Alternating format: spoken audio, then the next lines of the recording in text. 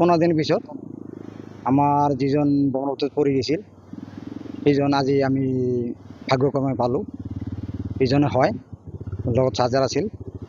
তো ফোনটাতে এতিয়াও পোৱা নাই, পকটত আছে না নকত আছে নাজানো। তেতিয়া আমি মানে এই ব্ৰিজৰ যিটো যি জেগাত পৰিছিল তাৰ ভাটিত পোৱা গ'ল।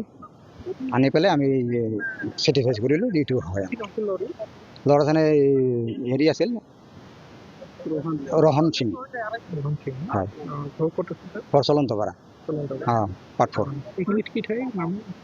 এইখিনি জয়ীসভা আমাৰ এই কি পাহাৰৰ তাতে পৰিছিল। জয়ীসভা আপোনাৰ কি পাহাৰ বুলি কয় এইটো, দুৰ্ধনাথ পাহাৰত তাৰপৰা পৰি গৈছিল। আজি 15 দিন পিছত আজি পালোঁ। দুৰ্ধনাথ পাহাৰৰ কাষতে এই জাহাজৰ যে ডুবি আছিল সেই তাৰ পিছফালে আমি লাষ্টত পালোঁ।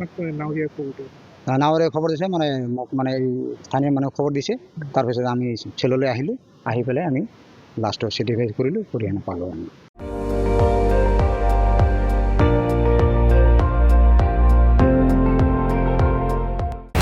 আপুনি চাই আছে ND24, সৰ্বশ্ৰেষ্ঠ নহয় সৰ্বোত্তমৰ দৌৰা।